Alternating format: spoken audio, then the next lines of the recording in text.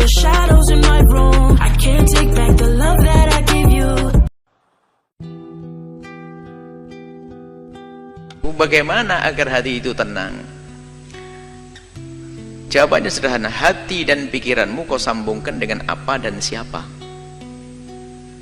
Kalau hati dan pikiranmu engkau sambungkan dengan sesuatu yang bikin gelisah, ya gelisah. Coba, kalau hati dan pikiranmu, orang boleh mencari dunia, tapi tidak boleh menggantungkan hatinya dengan dunia tersebut. Sehingga kalau orang menggantungkan hatinya, mengikat hatinya dengan dunia, lihat, di saat tidak mendapatkannya dia gelisah, di saat mendapatkannya hilang pun susah. Ada orang duitnya hilang tenang saja kok, ajib, karena dia tidak mengikat hati dengan dunia tersebut. Maka dengan Allah lah, itulah ketenangannya ada dengan Allah. Kalau sudah orang dengan Allah duitnya hilang gak susah, malah ngasih 1 miliar bangun pondok. Coba, lah kok bisa ini? Coba yang hatinya gak sambung dengan Allah, 1 miliar ini buat abimat 2, udah tambah gede duit saya. Tapi enggak, hatinya tenang, kehilangan duit 1 miliar kok. Ini duitnya jatuh 100.000, puyengnya setengah mati, nangis-nangis. Nah ini urusannya hati kita dengan siapa?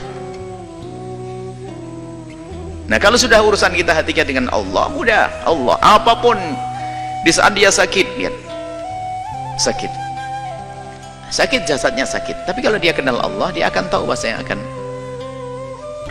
akan ada imbalan di hadapan Allah Subhanahu wa taala. Maka rasa sakit akan tereda dirasakannya, menjadi tidak separah, tidak semakin sakit.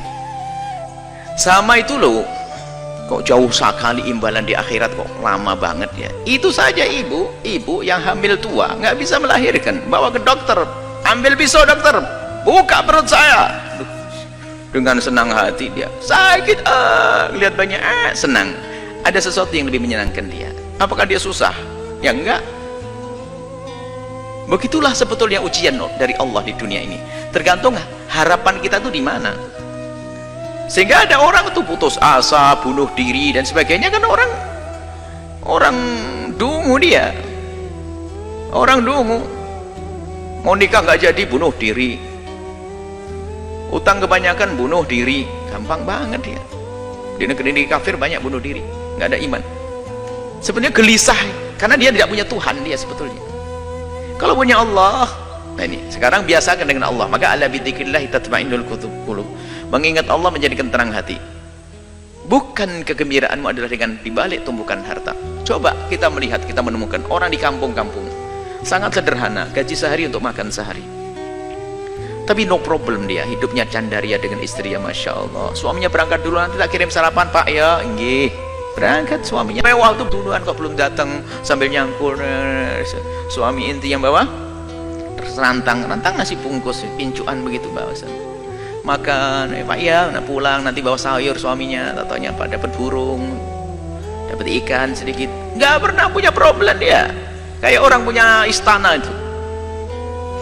Tapi yang rumahnya gede, mobil mewah itu belum tentu senang dia, karena urusan bukan dunia, gelisah. Mau kita pernah ngisi pengajiannya orang kaya, kayaknya gelisah semuanya. Mulai dari gelisah rumahnya, sertifikatnya di bank semuanya ada. Mulai gelisah kebanyakan duit, gelisah kebanyakan duit. Kok bisa gimana? Ini punya 2 perusahaan saja, saya sering ditinggal sama suami saya. Sekarang membuka perusahaan di luar negeri, Bu ya. Bagaimana senasib saya nanti? Wah, tambah susah dia. Macam-macam orang lain, bingung nih manusia itu karena hatinya tidak dengan Allah. Maka ada bidzikrillah tatma'innul qulub. Dengan banyak menyebut nama Allah, ingat Allah, akan menemukan ketentraman. Sehingga susah yang sesungguhnya adalah di saat dia jauh dari Allah. Kalau sudah jauh dari Allah, kecil pun jadi susah. Tapi kalau dengan Allah, bencana pun kayak apapun akan menjadi sebab dia senang, karena ini dari Allah. Sehingga para solehin itu kalau diuji dengan kefakiran, selamat datang dengan syiarnya orang-orang besar. Kefakiran syiarnya orang-orang besar. Dia tidak menganggap sebuah kerendahan. Tapi lihat yang tidak punya iman, nasib sudah sholat tetap melarat, Tuhan tetap melarat, kurang ajar sama Allah nih. Gimana bisa bahagia dengan Allah saja curiga begitu, dengan Allah sudah nggak benar. Baik ya, kuncinya adalah bagaimana hati kita. Kita biasakan dengan Allah, hakikatnya seperti itu. Tapi Di samping itu juga kalau kita berkumpul dengan kemuliaan, Anda akan menemukan kesejukan. Kenapa? Allah akan turunkan rahmat di tempat semacam ini. Anda bergabung di tempat-tempat mulia. Biarpun secara zahir tidak langsung hiburan itu disajikan. Misalnya kalau orang ahli maksiat kan hiburannya adalah hadir tempat disko dan sebagainya, ketawa-ketawa. Ketawa sesaat itu susahnya panjang. Senang kelihatannya, tapi tidak tahu bahasa dia akan menemukan kesusahan yang panjang. Tapi kalau kita menghadiri tempat mulia semacam ini, dijanjikan oleh Allah ada rahmat diturunkan, Anda semakin sejuk. Anda berkumpul dengan orang senang, orang baik, lihat ada kesejukan. Lihat, jujur kita dengan orang soleh saja kita lupa kok dengan segala permasalahan. Kalau Anda duduk dengan orang yang sangat Anda cintai dari ulama-ulama orang soleh, Anda duduk saat hilang kelusa, utang lupa, ini lupa, sakit lupa. Itu hanya dengan orang soleh. Bagaimana Anda merasa dekat dengan Allah Subhanahu wa Ta'ala?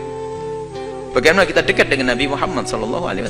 Itu saja. Kembalikan hati kita dengan Allah. Biasakan berzikir, merenungi ya, merenungi tentang nasib kita nanti di akhirat.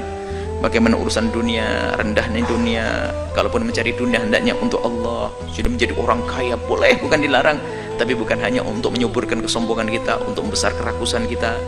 Kalau kita hanya mencari dunia hanya untuk dunia, tersiksa. Seperti diingatkan oleh Nabi, kalau ada orang hatinya itu rakus, dikasih lembah emas 1 minta 2, dikasih 2 minta 3, kasih ini. Dan unik, orang itu punya pabrik 6, itu pabriknya triliunan semuanya tuh. Itu kebakaran hancur 3, itu masih nangis nyungsep masuk rumah sakit. Bodoh banget dia, masih ada 3. 3-nya saja masih kaya raya dia. 3 perusahaannya masih berjalan, 3-nya runtuh, itu nyungsep dia masuk rumah sakit. Ya, kasihan benar tuh manusia.